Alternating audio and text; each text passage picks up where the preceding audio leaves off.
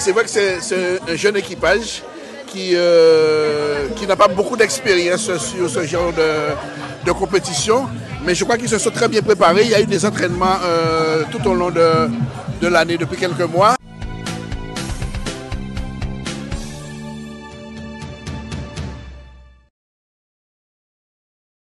Alors c'est vrai que pour cette édition de la Traditour, notre équipage s'est bien préparé et je crois qu'aujourd'hui on a les résultats de cette belle préparation puisque manifestement ils sont parmi les 15 premiers, ils se sont bien débrouillés, ils ont eu un très bon départ. D'ailleurs j'ai eu la chance d'assister à la course sur le bateau, ils ont eu un très bon départ et puis malheureusement quand ils sont allés virer la bouée de Vieux-Bourg, je crois que là ça s'est pas très bien passé.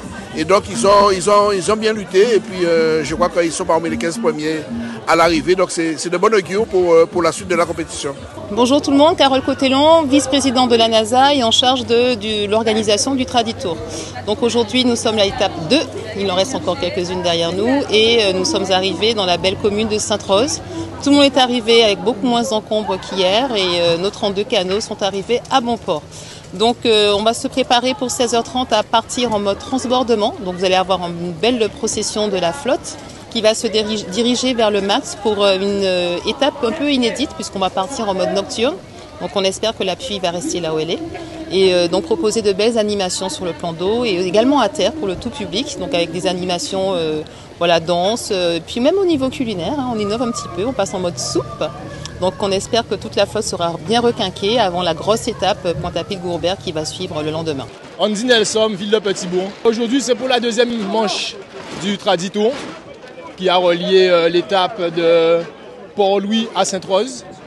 Donc autant hier c'était bien compliqué, aujourd'hui on est descendu un petit peu en régime, même si les conditions étaient toujours là et la bataille était rude. C'était surtout que les bateaux étaient beaucoup plus rapprochés, donc rien n'était gagné d'avance.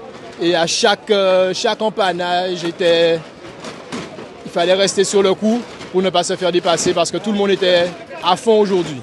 Petit-Bourg, depuis tantôt, s'est tourné vers la mer. Donc, nous avons voulu avoir un bateau sur la mer. C'est chose faite aujourd'hui, depuis 3 ans. Donc, il était normal qu'en tant qu'adjoint élu à l'activité nautique, que je vienne supporter le canot de Petit-Bourg. On n'a pas changé de canot, on l'a amélioré. Donc la voile, vous allez voir déjà la voile elle est différente. Et puis l'équipage aussi. Cette année-ci, ils se sont entraînés.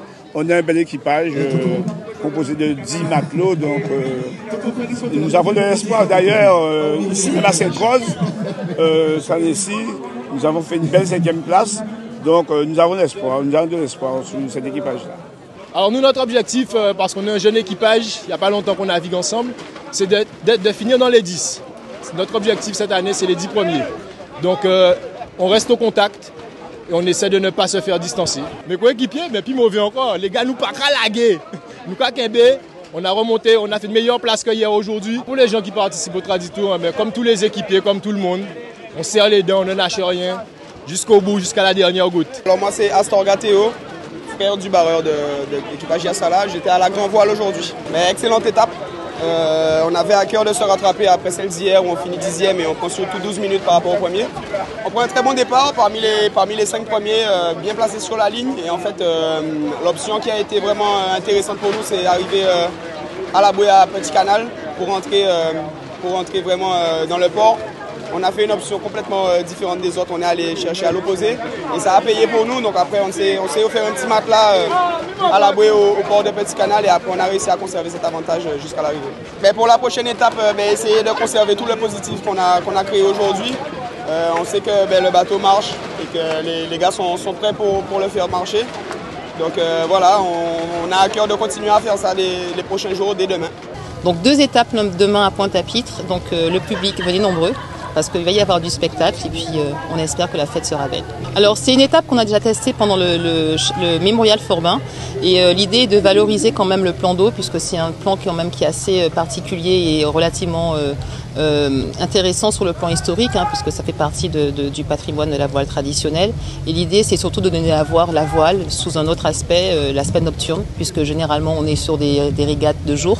Et là, on va essayer d'innover un petit peu puisque voilà, on essaie de monter aussi en proposant au public des prestations qui soient un petit peu innovantes, différentes et puis surtout voilà, qui donnent à voir puisqu'on est quand même sur du nocturne, donc on aura des jeux de lumière, on va essayer de faire un petit peu la fête également et voilà, essayer de retrouver, réunir tout ce petit monde dans un environnement un peu différent de ce qu'on a l'habitude de voir. Voilà, c'est l'idée.